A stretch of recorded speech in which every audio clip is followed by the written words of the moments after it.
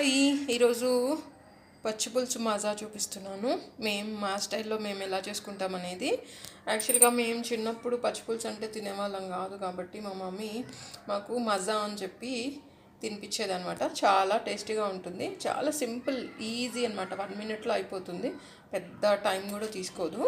So దీనికి 4-5 పచ్చిమిరకాయలు cut చేసుకున్నవి, ఒక ఆనియన్ అండ్ కొంచెం కొత్తిమీర అండ్ చింతపండు మంచిగా ఇవన్నీ మీరు మంచిగా ఆనియన్ వేసేసుకోవాలి ఇందులోనే.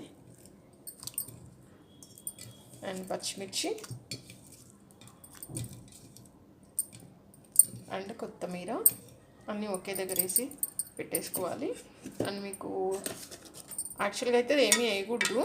చిన్నప్పుడైతే మా మదర్ ఏం వేసేది కాదు. దీంట్లో ఇంతే, పచ్చిమిర్చి, కొత్తిమీర అండ్ ఇది ఒక ఆనియన్ అనమాట. బట్ నేను కొంచెం జీరా వేస్తున్నాను అనమాట, జీరా పౌడర్ కొంచెం లిటిల్ అలా, అంతే. ఇంకా సరిపోయినంత సాల్ట్ వేసుకోండి, ఇనఫ్. ఇంకా మంచిగా చేయితో మిక్స్ చేసుకోండి దీన్ని.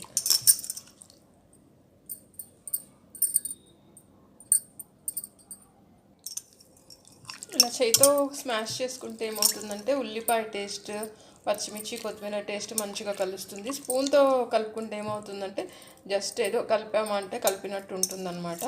అదర్వైజ్ టేస్ట్ అనేది స్మాష్ అవ్వదు. అందుకని చేయితో కలిపి పెట్టుకోండి. ఒక ప్యాన్ తీసుకొని ఒక టేబుల్ స్పూన్ ఆయిల్ వేసుకొని ఆవాలు వేసుకోండి.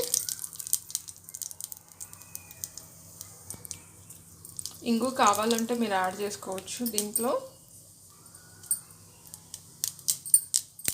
ఎండాకాలం ఇంగు అవాయిడ్ చేయటమే మంచిదండి. ఒక ఎండుమిర్చి కూడా డిపెండ్స్ యాక్చువల్గా. కరివేపాకు,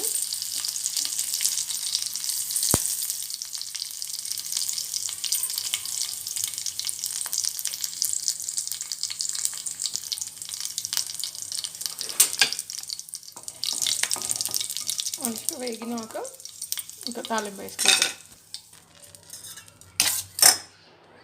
ఇంకా తాలింపు వేసేసుకోవటమే.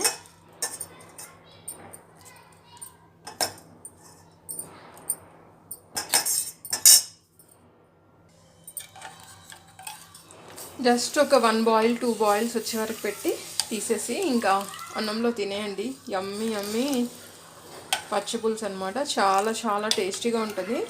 మీరు ఎప్పుడైనా ట్రై చేశారో లేదో నాకు తెలియదు, కానీ ఒకసారి ట్రై చేయండి, చాలా బాగుంటుంది. మేమైతే ఇలా చేసుకుంటాము. ఎంత బాగుంటుందంటే తిన్నా కొద్దీ తినాలనిపిస్తుంది అనమాట, అలాంటి టేస్ట్ ఉంటుంది. సబ్స్క్రైబ్ చేయడం మర్చిపోకండి, లైక్ చేయండి, షేర్ చేయండి. Thank you so much for watching. I do want ఇలా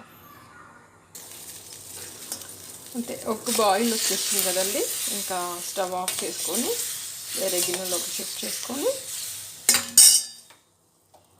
హ్యాపీగా తినేయటమే. ఇంకా దీంట్లోకి ఏం అవసరం లేదు, పసుపు అవన్నీ వేయాల్సిన అవసరం లేదు. ఇలానే చాలా బాగుంటుంది. యమ్మీ యమ్మీ పచ్చిపులుసు ready. Thank you so much for watching. I do what I love. వేడి వేడి అన్నంలోకి అప్పడాలు వేసుకొని తింటే సూపర్ ఉంటుందన్నమాట.